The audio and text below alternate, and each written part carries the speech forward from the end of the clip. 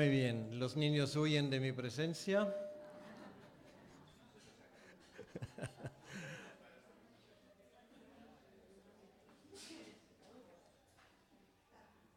Quiero simplemente mencionar brevemente, me quedan 4 ejemplares de un libro que escribí hace, no sé, creo que hace 4 años. Se llama Crisis, Europa en la encrucijada. Entonces, como acabamos de tener San Jordi, el día del libro, pues yo también hago una rebaja y hago la que me da la gana, porque entonces lo rebajo a 10 euros, entonces el que quiere tenerlo normalmente son 15, para que ustedes aprecien la diferencia, simplemente lo digo. Y lo digo en palabras muy breves, es un libro como a mí uno de los temas favoritos míos tiene que ver con el tema de la economía y del mundo financiero. Y ese libro pues gira no solamente en cuanto a este es un análisis, hay muchos números, entonces el que se marea con los números mejor que no lo cuente con este libro. Tampoco es un libro para dormirse por la noche, porque realmente vas a tener pesadillas. En la primera parte hago un análisis, es un poco como una cebolla. La capa exterior es la crisis económica que, aunque dicen que no está, pero seguimos padeciendo desde el 2008 y la cosa va a ir para peor. La capa siguiente es la crisis financiera, que es subyacente y que va a estallar en cualquier momento. La tercera capa es la crisis política que padecimos aquí en el continente europeo y más allá de esto. La cuarta, y esto es ya llegamos a la madre del cordero, que es la crisis ética y moral, que a su vez se debe a una crisis y un fallo completo espiritual en este viejo continente. Entonces, esto es la idea. La primera parte es funesta y terrible. La segunda parte intento ofrecer alguna solución desde el punto de vista bíblico y estas son las 2 partes. Entonces, bueno, ahí está. Y ahora vamos a lo nuestro, que es del Edén a Belén. Esta mañana, pues quedamos a las puertas de Ur de los Caldeos y quiero simplemente recoger los hilos un poco porque, bueno, ha pasado una siesta y ha pasado un tomar café, hemos visto muchas cosas y ahora vamos a centrarnos otra vez en ese tema un poco. Lo último que hablamos fue esa maravillosa tabla de las naciones en el capítulo 10 y nos dimos cuenta que con todo lo que había pasado, ahí siguió la promesa. Realmente cronológicamente viene antes el capítulo 11 que habla de la dispersión de los pueblos de este mundo. Y es realmente ahí donde vamos a recoger el hilo, porque realmente después del diluvio, después de todo lo que había pasado, había sobrevivido con Noé y con su familia también el pecado. Esto lo sabemos todo. Pero lo que también había sobrevivido, y esto es lo más importante de nuestro punto de vista, es la gracia divina. Sigue allí la promesa de Génesis 3:15 y parece mentira que hasta el momento, por lo menos en el relato escrito, no había más promesas de parte del Señor. Bueno, había promesas en cuanto de que Dios no iba a volver a mandar un diluvio, pero en cuanto a ese tema del Salvador, de aquel que iba a aplastar la cabeza de la serpiente, Dios no volvió a hablar, pero la historia sigue. Y también sigue adelante esa línea de la bendición de la cual finalmente iba a venir el Mesías. Y es ahí donde entra la genealogía de Mateo. Mateo empieza de una forma muy, muy bonita, muy bella, con 3 bloques y el primer bloque va de Abraham hasta los tiempos de David. Bueno, con Abraham vamos a seguir ahora. Y vamos a ubicarnos un poco en el tema porque, bueno, no conozco la iglesia, sé que vosotros sois una iglesia muy bien enterada, pero por si acaso alguien no, tal vez tenga todos los datos necesarios a mano, pues vamos a intentar meternos un poco en ese contexto. Seguimos, digamos, el centro de gravedad de las promesas del Señor sigue siendo Mesopotamia, esa llanura inmensa entre el río Tigris y el río Éufrates. Y estamos hablando ahora de Ur de los Caldeos, o Ur. En el año 2000, estoy redondeando los números, antes de Cristo, Ur de los Caldeos era el ombligo del mundo, para decirlo de alguna manera. Era una cultura muy avanzada, una cultura donde ya se dominaba perfectamente la escritura desde hace tiempo ya. Y no solamente eso, sino ya se hicieron cálculos complejos matemáticos. Se hicieron, por ejemplo, la forma de contabilidad, como hasta el día de hoy lo solemos llevar, realmente se inventó allí. Era una ciudad comercial. Ur de los Caldeos estaba en aquel entonces, hace 4.000 años, a las orillas de lo que hoy es el Golfo Pérsico. Bueno, si ustedes tienen ganas de viajar a Irak, ahí tienen todavía los restos de esa ciudad. Pero están, si no me equivoco, a unos 100 kilómetros tierra adentro. ¿Por qué? Bueno, porque los lodos que llevaban estos ríos habían hecho de que finalmente pues, el puerto quedaba completamente cubierto por las arenas que el río Éufrates y el Tigris pues, sacan de Asia Central. Allí queda Ur de los Caldeos, una civilización muy avanzada. Por ejemplo, los primeros casas de 4 pisos se construyeron ahí. Y en Ur de los Caldeos tenemos algo que es muy interesante, una pirámide, como hay muchos, lo que los arqueólogos llaman un zigurat. Un zigurat es una pirámide realmente, y esto era la Torre de Babel. Bueno, nosotros lo hemos bautizado de alguna manera Torre de Babel, pero más que una torre, era una pirámide, ¿vale? Esto ya sabemos hoy en día. Y la cuestión no era construir mucho en la altura, sino la cuestión era entrar en contacto con Dios o con los dioses. De hecho, la palabra Babilón significa originalmente la puerta de los dioses o la puerta de Dios. Entonces, allí en Ur de los Caldeos, en esa pirámide, y dijo esta mañana que posiblemente era una imitación que quedaba todavía de forma subliminar en la conciencia o incluso, si se quiere, en la tradición de esas culturas, era la altura, ese monte que había en el mismo jardín de Edén. Lo estaba intentando explicar en esta mañana. Pues allí, en la cúspide de esa pirámide, se adoraba al dios Nanar, el dios de la luna, que en esa zona, en muchas de las ciudades, era la deidad más importante. Ahora bien, esto era la ciudad donde vivía Abraham, todavía se llamaba Abraham.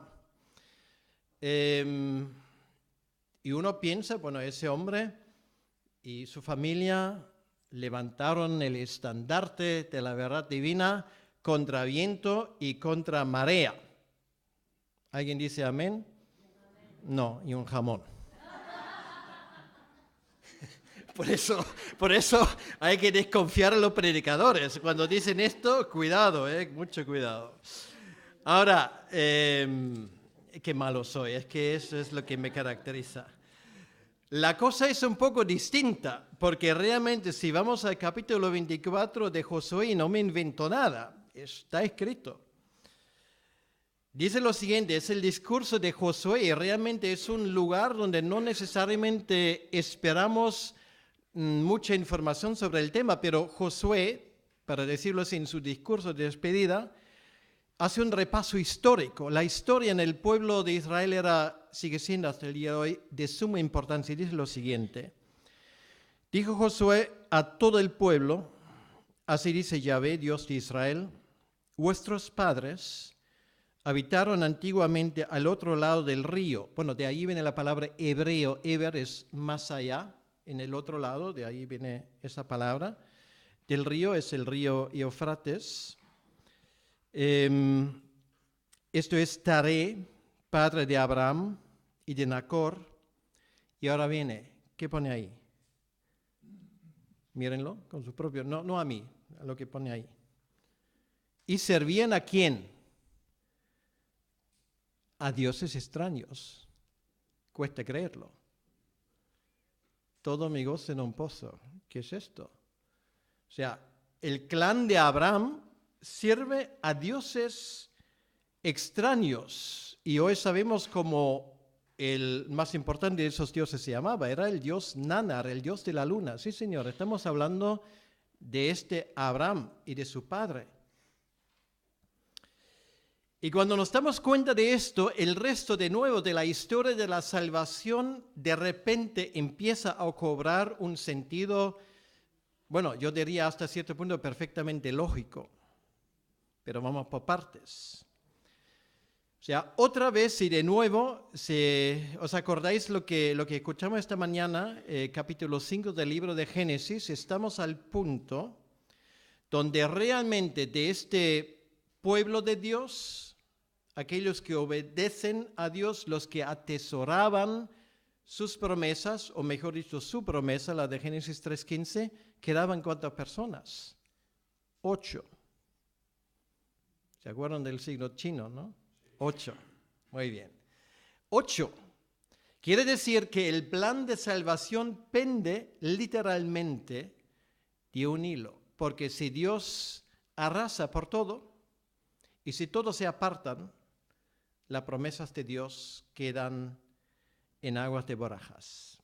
Ahora, de nuevo estamos en una situación y realmente la Biblia no deja lugar a dudas, gracias a esa información que dimos del libro de Josué, que estamos en una fase sumamente crítica. Cabe la posibilidad, bueno, esto es razonamiento humano porque estamos hablando de un Dios soberano, pero humanamente cabe la posibilidad de que todo esto se quede en nada, de que también Abraham y su familia en definitivo dan el paso hacia esos dioses extraños. Y es allí, en ese contexto, donde el relato de Génesis, y vamos a seguir ese hilo del capítulo 12, sigue. Y ahora empezamos a entender de nuevo, porque el capítulo 12 de Génesis empieza con las palabras, pero Yahvé había dicho a Abraham, vete de tu tierra y de tu parentela, de la casa de tu padre, a la tierra que te mostraré. ¿Por qué? ¿Por qué tiene que salir Abraham? Ahora vamos a entender, no porque Dios es un Dios caprichoso y dice, bueno, a este le voy a mandar por ahí, sino porque corría peligro realmente el cumplimiento de la promesa. Y por lo tanto, Abraham tenía que poner tierra por en medio. Esto es la idea realmente. Ir a un país nuevo. Esto es el trasfondo de esa historia. Y luego Dios le promete lo siguiente: haré de ti una nación grande y te bendeciré y engrandeceré tu nombre y serás bendición. Bendeciré a los que te bendijeren y a los que te maldijeren maldeciré y serán benditas en ti todas las familias de la tierra. Nos vamos a quedar con esto, ¿vale? Porque esto es una de las frases, yo diría, más importantes de todo el Antiguo Testamento. No vamos a olvidar el hilo, ¿vale? Abraham le obedece y sale de ahí, sale de Ur de los Caldeos, y hay dos caminos posibles, depende por el cual nos decantamos, uno a la orilla izquierda, otro a la orilla derecha del río Éufrates, pero realmente da igual porque finalmente llegan a Harán, otra vez una ciudad muy importante, completamente pagana, por supuesto, pero esa ciudad iba a ser, digamos, un lugar donde de momento pues queda Abraham y luego otra vez toma el rumbo hacia el sur y entra ya en territorio de influencia de los egipcios, porque Canaán en aquel entonces, aunque no formalmente, pero era zona de influencia egipcia, algo completamente distinto allá. Y ahora otra vez pues hay que ponerse en las sandalias de ese hombre. En Ur de los Caldeos se hablaba un idioma completamente distinto. No tenía nada que ver con el egipcio. Quiere decir que ese hombre tenía que aprender un idioma nuevo. Sin embargo, posiblemente, y estos son, es que, bueno, todo lo que sabemos hoy en día, y estamos de enhorabuena porque sabemos muchas cosas, posiblemente Abraham era capaz, porque no estamos hablando ahí de un don nadie. Nos damos cuenta luego que Abraham sale con riquezas, era un hombre rico. Seguramente ahí en Ur de los Caldeos, muy probablemente era uno de los hombres más influyentes de la ciudad. De todos modos tenía pasta, tenía rebaño, tenía dinero, oro y plata. Y llega allí y posiblemente se supone que Abraham, porque luego le vemos entablar conversaciones sin ningún tipo de problemas, posiblemente hablaba el acadio, que era en aquel entonces el idioma, digamos, diplomático, el idioma internacional, aparte del idioma local. Entonces, sea como fuere, Abraham finalmente llega allí. Bueno, nos damos cuenta, ahí está el capítulo 13, otra vez. Nos damos cuenta, ¿y por qué esa historia de esa coalición de los reyes babilónicos que van a por Abraham? Se podría decir mucho sobre esto, es una historia muy importante a la cual realmente se ha dado poca importancia, pero bueno, no es el tema ahora, no vamos a perder el hilo conductor. Realmente lo que Abraham hace, y ahí nos damos cuenta que ese hombre no era un cero a la izquierda realmente, sino tiene además de dinero, tiene un ejército privado. Y ese ejército privado de gente muy bien entrenada eran capaces, digamos, de recuperar lo robado, incluyendo a Lot y a su familia, y esto no era poca cosa. Luego nos damos cuenta en el capítulo 14, como para agradecer a Dios esa victoria, él hace una visita al lugar donde habita Melquisedec, que era con toda probabilidad esa región de Moría, que luego iba a jugar un papel importante un poco más adelante. Le da los diezmos de las cosas que él había recuperado. Y esto nos lleva al capítulo 15. Seguimos con Abraham. Dios en ese capítulo le da la segunda parte de lo que ya le había prometido en el capítulo 12. Y ese capítulo es tan importante, en mi opinión, posiblemente, lo digo, bueno, es difícil hacer esa valoración, pero uno de los capítulos claves de toda la Biblia, y no solamente de toda la Biblia, sino también de tu vida y la mía, y lo voy a explicar por qué. Tenemos que pensar en grandes rasgos y en grandes espacios. Es el contexto. Abraham acaba de derrotar a los reyes de Babilonia. Estamos hablando de gente adiestrado en guerra. Y empieza ese capítulo: después de estas cosas vino la palabra de Yahvé a Abraham en visión diciendo: no temas, Abraham. Porque ese hombre iba a temer. ¿Por qué? Acaba de derrotarlos. Bueno, a los que tú derrotas, y si no los matas a todos, la probabilidad de que busquen ayuda y vuelven es grande. Hay que ponerse en ese sitio, como hoy en día, ¿vale? O sea, Abraham, obviamente, esto es una de esas fases donde decae su confianza. Y Dios le aparece y le dice: no temas, Abraham, yo soy tu escudo. Ahí lo tenemos, es un lenguaje militar. Y tu galardón será sobremanera grande. Y ahora ocurre una cosa muy curiosa. Ahora ya nos damos cuenta por qué Abraham se le llama el amigo de Dios, hasta los musulmanes lo reconocen, el árabe hasta el día de hoy lo llaman el Jalil, el amigo especial de Dios, porque él entabla una conversación prácticamente con Dios. Y respondió Abraham: Señor Yahvé, ¿qué me darás siendo así que ando sin hijo y el mayordomo de mi casa es ese Damaseno Eliezer? Abraham era su nombre. padre exaltado. No tenía hijo. Una desgracia en aquel entonces. Y claro, el jefe de la casa, que era su general, Eliezer, pues iba a heredarlo, era la costumbre. Dijo también a Abraham, mira que no me has dado prole, he aquí que será mi heredero un esclavo nacido en mi casa. Luego vino la palabra de Yahvé diciendo, no te heredará sino un hijo tuyo será el que te heredará. Y lo llevó fuera y le dijo, mira ahora los cielos y cuenta las estrellas si las puedes contar. Y le dijo, así será tu descendencia. Y creyó a Yahvé y le fue contado por justicia.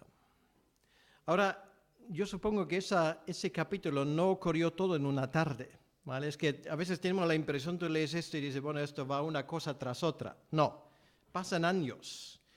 Y vete tú a saber cuánto tiempo ha pasado entre el versículo 6 y el versículo 7.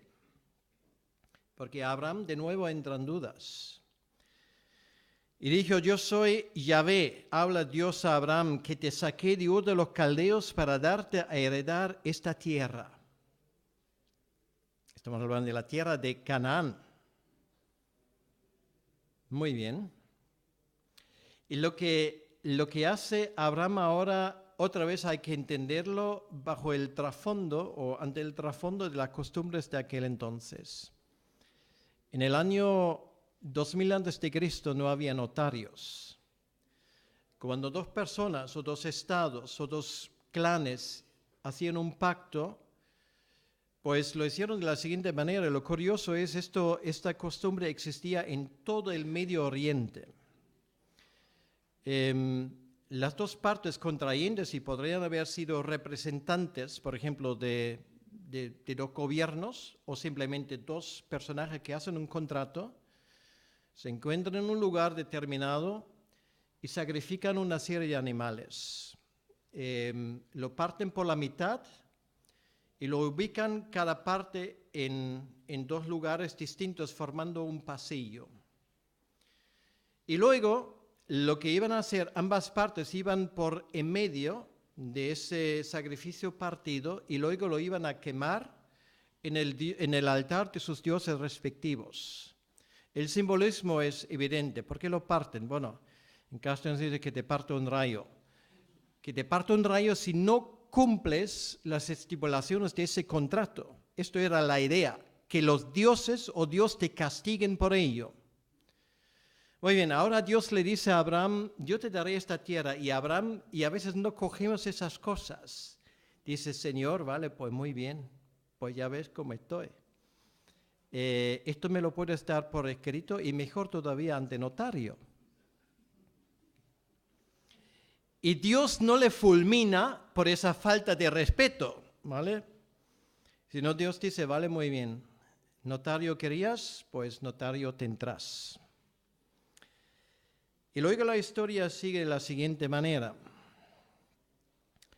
Le dijo, yo soy Yahvé, que versículo 7, que te saqué de Ur de los Caldeos para darte a heredar esta tierra. Y él respondió, Señor Yahvé, ¿en qué conoceré que la he de heredar? Y le dijo, tráeme una becerra de 3 años y una cabra de 3 años, y un carnero de 3 años y una tórtola también y un palomino. Y tomó él todo esto y lo partió por la mitad y puso cada mitad una enfrente de la otra, mas no partió las aves. Bueno, voy a ponerlo un poco más breve. Entonces, ahí está Abraham, vienen los buitres, él los quita de ahí, pero finalmente él empieza a dormirse. Y en ese sueño, Dios le da una visión. Y le dice, bueno, vas a estar en Egipto hasta que se cumpla el tiempo de los amorreos. Y una cosa muy curiosa, estos amorreos, un pueblo realmente que no era semítico, sino viene originalmente del norte, de lo que hoy es Turquía, eso iba a jugar un papel muy importante en la historia de Egipto, eso lo sabemos hoy en día. O sea, cualquier detalle de este relato es absolutamente verídico y verificable. Esto es lo bueno cuando hoy lo estudiamos. Y dice, bueno, el pueblo estará ahí, pero finalmente, versículo 14, a la nación a la cual servirán juzgaré yo, y después de esto saldrán con gran riqueza, y tú vendrás a tus padres en paz, y serás sepultada en buen vejez. Y en la cuarta generación volverán acá, porque aún no ha llegado a su colmo la maldad del amorreo hasta aquí. Bien, ahora ocurre lo siguiente. Sucedió que puesto el sol y ya oscurecido se vio un horno humeando y una antorcha de fuego que pasaba por entre los animales divididos. Exactamente Dios se adhiere a los pormenores de la forma como en aquel entonces se hace un contrato, porque esa antorcha representa a Dios. Ahora, ¿qué hace Abraham? Duerme como un tronco, no hace nada, y mejor. Porque dice el versículo 18, en aquel día hizo Yahvé un pacto con Abraham, pero Abraham no hizo un pacto con Dios. Eso es lo que llaman un pacto unilateral. O sea, no es un pacto de obediencia. Dios le promete y dice, yo, ante notario, te prometo que esta cosa se cumplirá tal como yo te lo he prometido. Ahora vamos a hacer un salto gigante. De momento dejamos esto ahí y por eso ahora espero que nos demos cuenta porque ese capítulo es tan importante. Es el capítulo que habla de una gran bendición de la prole de Abraham. Y en el capítulo 3, versículo 29 de la Epístola a los Gálatas, el apóstol Pablo escribe las palabras, somos hijos de Abraham por la fe. Lo cual quiere decir, es en el Evangelio donde esa promesa tiene su cumplimiento. Abraham de eso no tenía ni idea, pero así sería y así es. Y luego damos otro salto más hacia el futuro. Apocalipsis capítulo 7, versículo 9. ¿Qué pone ahí?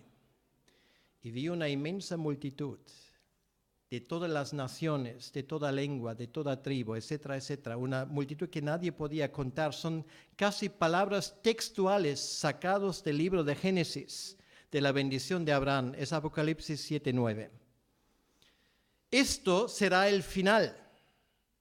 Quiere decir, del capítulo 15 de Abraham, lo que escribe Pablo en Gálatas, ese tiempo en el cual vivimos donde todos los días una gran multitud de gente es añadida al reino de Dios.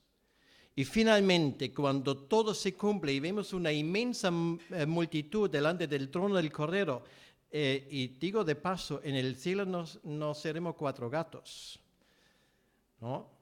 De todas las naciones, de toda lengua, de toda tribu, todos estaremos ahí representados.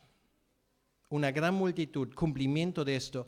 Y esto quiere decir que los que estamos ahora aquí, los que hemos recibido el Evangelio en algún momento, estamos ahí gracias a ese pacto que Dios hace con Abraham, que tiene su prolongación en la Gran Comisión, es simplemente una puesta al día, pero es el mismo pacto.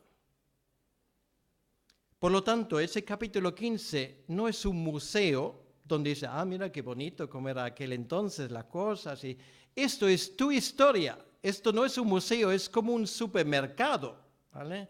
Al supermercado tú no vas para decir, mira las cosas que tienen aquí. Tú vas ahí para comprar, para que sea tuyo. Esto es tuyo. Ese capítulo es tuyo. Y esto ya cambia la historia, porque esto quiere decir que el Antiguo Testamento no es la historia de los judíos, sí, también. El Antiguo Testamento es tu historia y la mía. Ahí están nuestras raíces. Y creo que ahora se dan cuenta, bueno, ya se han dado cuenta antes, para eso no tengo que venir yo, que realmente la vida cristiana no empezó con los apóstoles, sino las raíces están ahí. Esto es nuestra historia, es nuestro libro, es nuestra identidad como pueblo de Dios. Y por lo tanto, esto debería cambiar mi visión del Antiguo Testamento radicalmente. No son ellos, somos nosotros realmente. La historia sigue adelante y nos damos cuenta en el versículo 18 cómo esto realmente se cumple literalmente. Y voy a resumir un poco esta historia fascinante. Efectivamente, Abraham todavía se llama Abraham, padre exaltado, sin hijo. Pues ponte en su lugar. O sea, puedes imaginarte a Abraham, un gran, hoy diríamos jeque, un hombre con poderío, con una gran casa, se encuentra con otro, digamos, de similar influencia como él, dice, ¿cómo te llamas? Me llamo Abraham. Muy bien, padre exaltado, wow, vaya un nombre. ¿Y cuántos hijos tienes?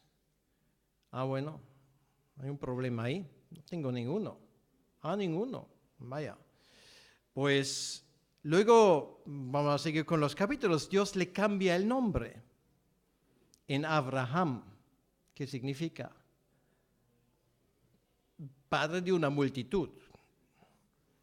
Imagina que encuentra al mismo hombre unos años más tarde y dice, hombre, Abraham, tú eras aquel padre exaltado que no tiene ni un hijo.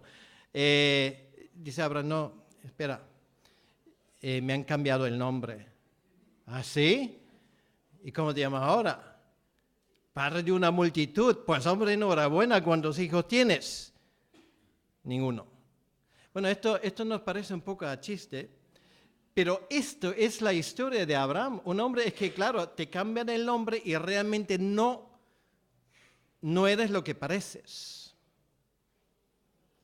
Abraham obviamente siguió confiando en el Señor y esto era su gran logro. Y luego vamos a resumir, en el capítulo 17 ya viene el señal exterior de ese pacto. Pero, ojo, muy importante, de nuevo vamos a la epístola de Gálatas. Y Pablo usa ese argumento precisamente de que la fe precede a la señal exterior, la circuncisión.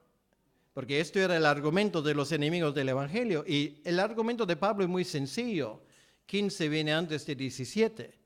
O sea, eso lo precede, ¿vale?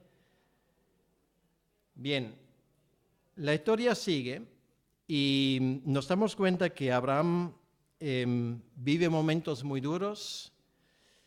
Allí viene la historia de Sodoma y Gomorra, su destrucción. Vemos como Abraham finalmente tiene que enterrar a su esposa, a Sara, que antes se llamaba Sarai. Por cierto, la única mujer en toda la Biblia cuya edad se menciona. No sé si esto es un detalle importante, pero me parece curioso. Y luego, después de esto, ya nos damos cuenta que Abraham poco a poco pasa a un segundo plano y viene el momento de su hijo Isaac. No he mencionado la otra historia del capítulo 16, pero tampoco se puede mencionarlo todo. Otra vez nos damos cuenta que las cosas no van como nosotros pensamos, sino estamos hablando del hijo de la promesa, que sería Isaac. Y viene ese capítulo tremendo donde, y la Biblia nos lo cuenta con pelos y señales, como Eliezer hace un viaje muy largo hacia el norte, hacia Harán, para encontrar esposa para Isaac. ¿Y por qué todo esto? Es que en Canaán no había mujeres. Ya hemos tenido el problema. Había mujeres, pero no adoraron al Dios de Israel. Lo digo así, es un anacronismo al Dios de Abraham, para decirlo así. Entonces, por eso ese capítulo está ahí, porque queda evidente que para Dios esto era muy importante, de que el heredero de la promesa tuviera una mujer que estaba en la misma onda.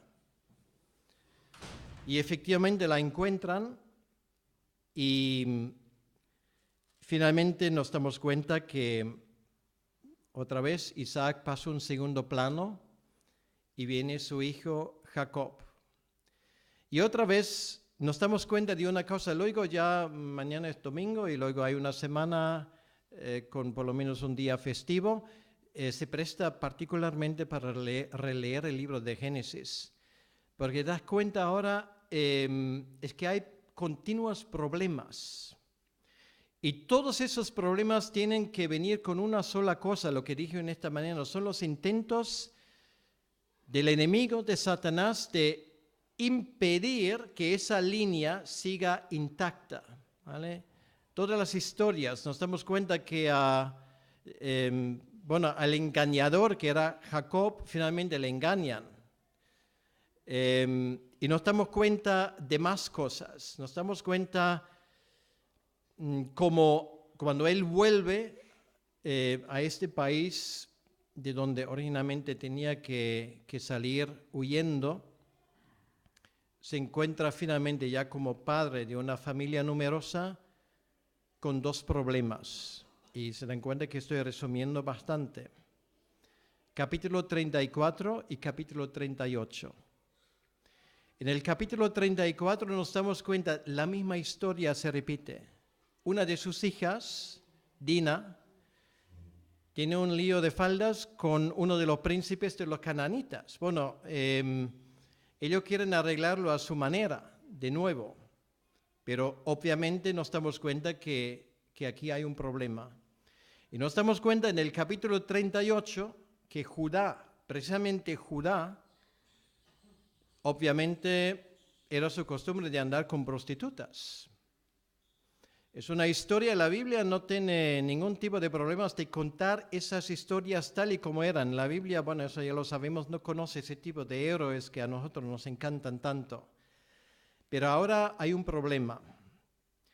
El pueblo de Dios que se está formando ahora, porque Israel, Jacob, iba a dar el nombre a ese pueblo, del cual iba a venir el Mesías, de nuevo está en ese problema en el país donde están ubicando de entrar en contacto directo por casamiento de una cultura que iba completamente en contra de la voluntad de Dios, una cultura pagana como era la cultura cananita. Y esto de nuevo es el trasfondo de lo que viene ahora a continuación, y a continuación viene algo que de nuevo tenemos que verlo en ese gran contexto. Todos para Egipto. ¿Y por qué? ¿Por qué a Egipto? Y no porque, por ejemplo, volviendo a Ur o yéndose a otro sitio. ¿Por qué precisamente a Egipto? Si conocemos un poco tanto el texto bíblico como lo que sabemos ahora de la arqueología, nos damos cuenta de una cosa. Los egipcios en aquel entonces eran la crema y la nata de la humanidad. Pues era un pueblo muy avanzado. Ya antes de Abraham ya había los pirámides que han perdurado hasta el día de hoy, que no son solamente, y esto también lo sabemos, pirámides, sino son auténticos libros de matemáticas, arqueología, geometría, astrología, astronomía, etcétera, etcétera. O sea, son unos auténticos milagros. Ellos tenían conocimiento del cual no tenemos ni idea de dónde lo han sacado, pero lo tenían. Estos eran los egipcios, un pueblo muy avanzado y un pueblo hoy en día diríamos muy racista. Ellos despreciaban a los extranjeros. Todo aquel que no era egipcio para ellos era mucho menos. Lo cual quiere decir ahora, y perdón que lo diga así, obviamente estamos hablando del Dios que lo controla todo, pero lo inteligente era ubicar a este pueblo, este clan, en un sitio donde no había peligro de mestizaje. ¿Por qué? Porque los egipcios no iban a dar sus mujeres fácilmente para un extranjero. Entonces, esto era el plan de Dios y así la cosa iba a ocurrir. De todos los sitios sobre la faz de la tierra, Egipto era idóneo, no solamente por eso, sino también porque en Egipto, con todo ese conocimiento casi enciclopédico que ellos tenían, iba a salir, todavía no el Mesías, pero uno de sus precursores. Entonces nos damos cuenta cómo todo encaja perfectamente. Y cuando finalmente Jacobo está en su lecho de muerte, viene el gran momento. Por primera vez en muchísimo tiempo, de hecho, por primera vez desde los tiempos del Edén, Dios iba a dar la segunda profecía directamente mesiánica.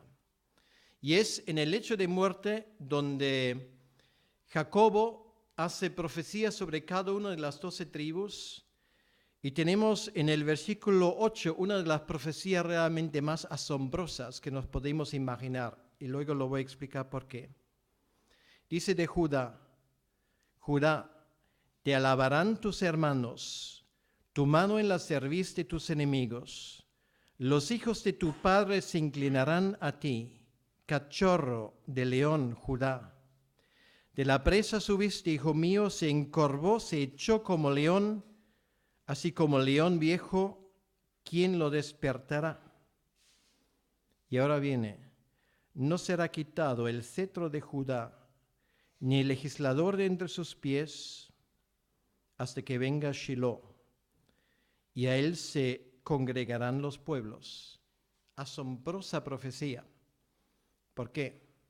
Porque se cumplió literalmente. Vamos a hacer un salto. Estamos en los tiempos del nacimiento de Jesucristo. Y el evangelista Mateo, con mucho cuidado, nos añade estos detalles. Y nos cuenta cómo la Sagrada Familia, pues, huye hacia Egipto, porque en el trono de Judá está ahora el hijo de Herodes, Herodes el Grande, el que ya quería matarle al Mesías de entrada. Está su hijo Arquelaos. ¿Y qué hacen ellos?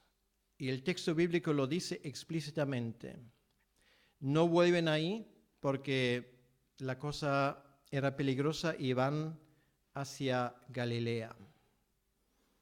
Arquelaos, si cabe, era peor que su padre. Era igual de inútil, pero aparte de esto, era un hombre sumamente cruel, aún más, y completamente incapaz, hasta que finalmente a los romanos se les acababa la paciencia. Le quitaron de en medio, el reino de Judá quedaba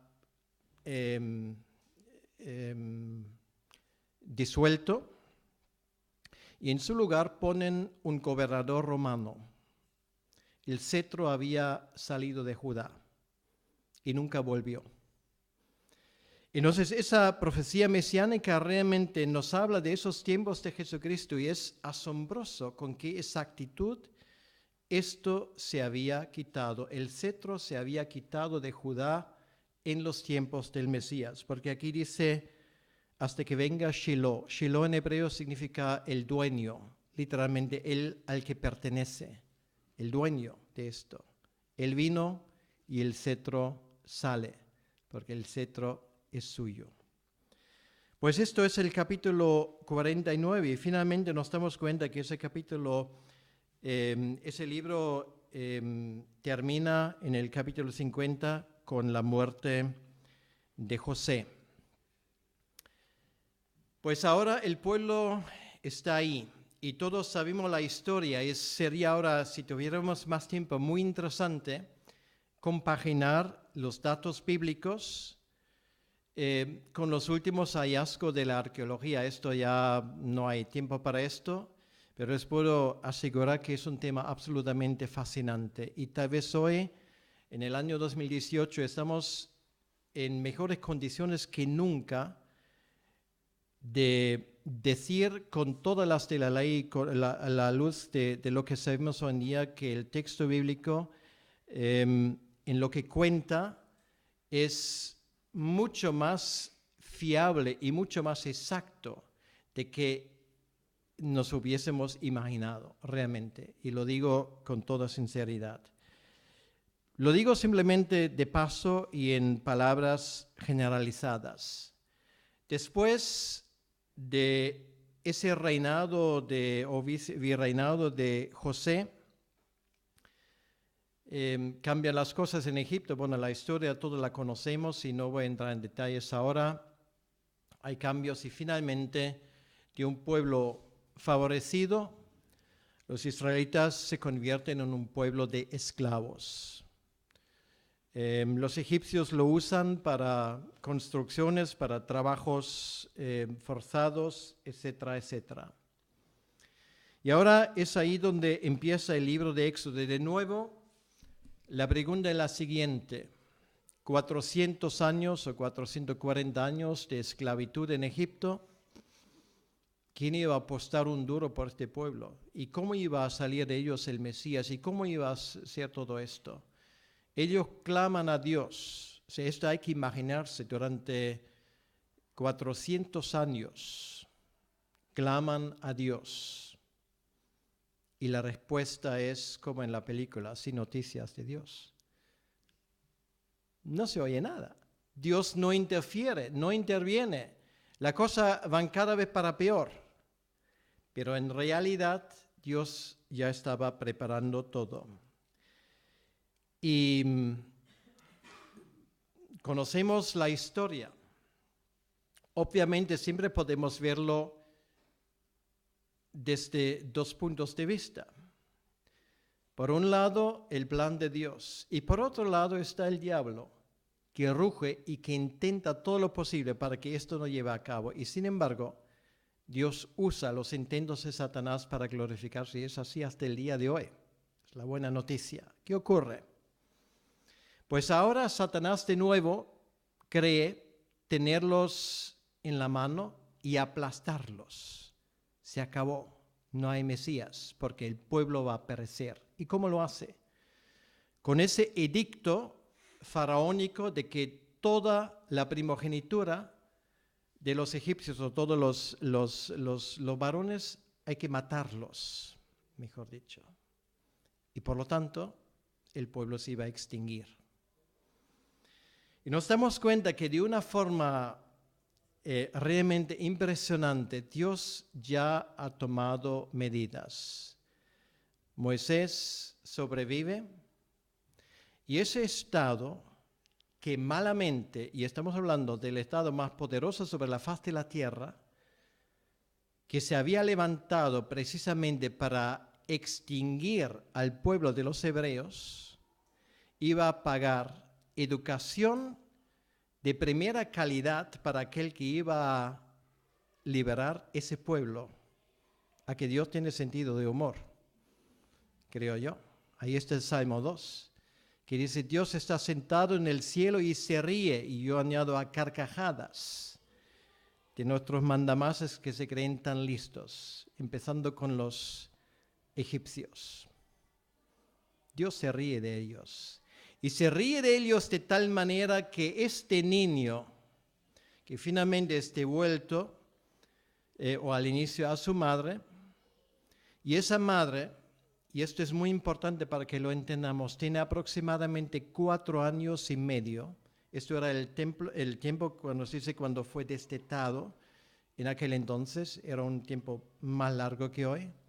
En esos 4 años y medio, su madre, Joquebed, era capaz de enseñar a este niño cosas que jamás en la vida iba a olvidar.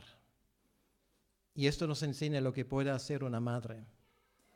Las madres hebreas hasta el día de hoy dan nombre y apellido a sus hijos, pero no solamente esto.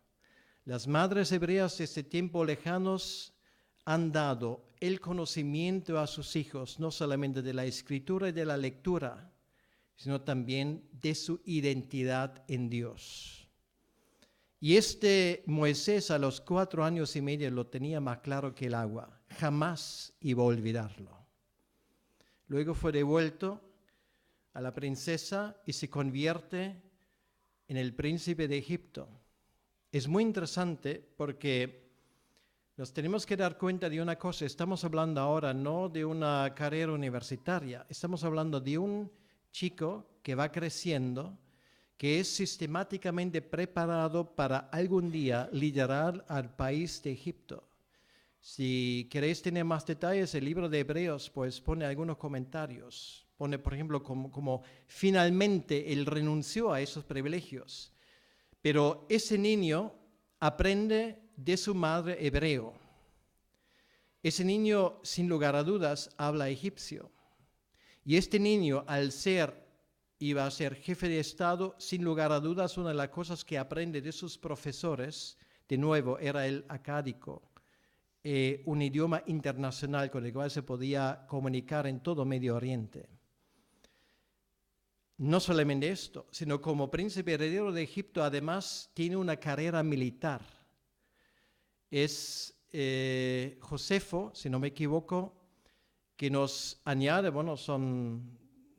son relatos no inspirados, no están en la Biblia, pero encajan perfectamente en esa imagen. Él nos cuenta en su historia del pueblo de Israel que Moisés estaba encargado de las conquistas del reino de Egipto hacia el sur, lo que hoy sería el Sudán y Etiopía, como general del ejército egipcio, y encajaría perfectamente en ese cuadro. Quiere decir que Moisés, cuando se le fundan los plomos y mata al egipcio, esto es simplemente que Dios ha dicho, bueno, hasta aquí hemos llegado. Termina la primera fase y termina esa fase de una preparación intelectual militar como ningún niño sobre la faz de la tierra en aquel entonces ha recibido. Y luego empieza la segunda fase, el reconocimiento del terreno. ¿Dónde iba a pasar los próximos 40 años?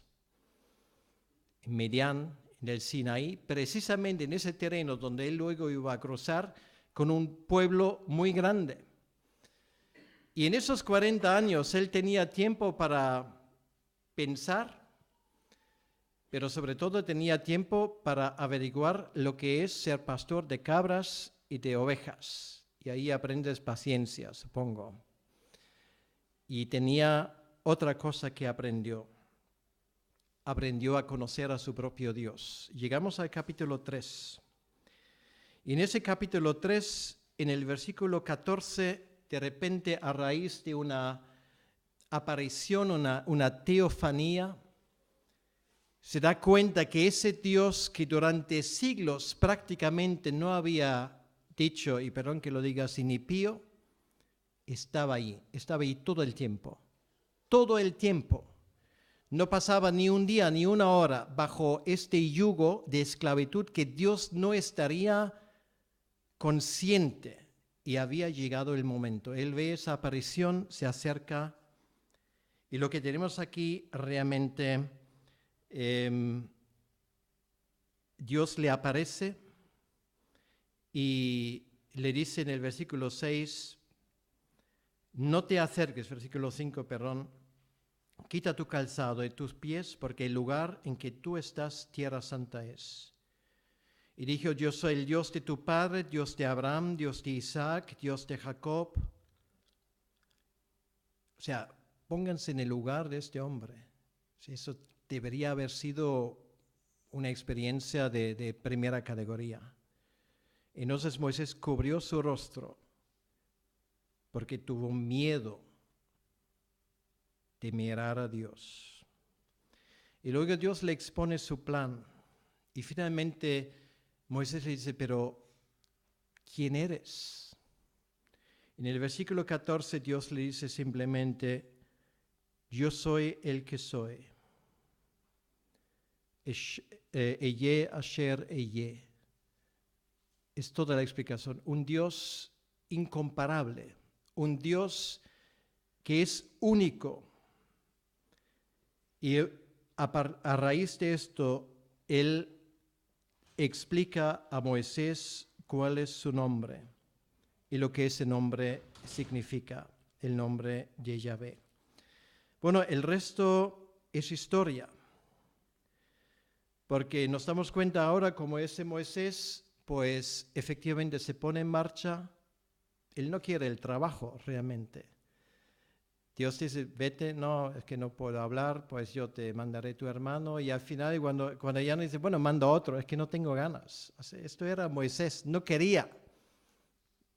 Yo tampoco hubiese querido este puesto. Pero Dios le manda. Y finalmente, bueno, vienen las plagas, fascinante. No eran plagas al tuntún, sino esas plagas representan 10 dioses egipcios, empezando con el río Nilo, que lo convierte en una cloaca, hasta finalmente la primogenitura de Faraón, sobre todo, considerado Dios mismo. El becerro de oro, representación de un dios egipcio, Apis. Y así, Dios tumba uno tras otro, como pen, pen, pen, pen, un dios tras otro, hasta que el panteón egipcio queda vacío. Esto era una bofetada de tal magnitud realmente que todavía durante siglos los pueblos de alrededor iban a hablar del tema. Y no solamente esto, luego al cruzar, todavía no sabemos hasta el día de hoy exactamente dónde, pero supongo que algún día se sabrá. Cuando ellos cruzan por las aguas, finalmente el ejército de los egipcios se hunde como patos de plomo. Y ahora hay una cosa muy interesante. Históricamente, a partir de ese momento, ese imperio tan grande y tan importante entra en una fase, en la historia incluso secular, nos damos cuenta de un vacío. Durante siglos, Egipto, bueno, sigue ahí, pero no tiene poder. O sea, Dios lo fulmina de su manera, de una forma realmente increíble. Y con esto llegan al Sinaí. Y yo he llegado al final de mi tiempo. Lo dije esta mañana, más de 55 minutos es persecución de cristianos. Entonces, no hemos llegado hasta Babilonia, pero hemos llegado hasta el Sinaí. Del Sinaí mañana vamos a seguir. No se preocupen, vamos a terminar con esto. No les voy a dejar colgado. Pero eso por hoy es suficiente, ¿vale? Llegamos al Sinaí, mañana vamos a ir del Sinaí, entrando en Canaán y ser expulsados de nuevo de allí para ir a Babilonia. Y luego veremos la venida del Mesías y cómo eso encaja perfectamente en el plan divino. Una historia realmente fascinante. Si alguien no duerme esta noche será seguramente porque está leyendo el Antiguo Testamento de tapa a tapa. Si es así, me puedo morir feliz porque esto era mi intención. Que Dios os bendiga. Muy bien. ¿No te sientes, José? ¿No te sientes? Te vamos a exprimir un poquito más. Muy bien, esta mañana he comentado antes, ¿verdad? Nos hemos quedado con ganas de hacer preguntas. Pues bueno, este es el momento. Tenemos un buen ratito. A lo mejor las preguntas que se han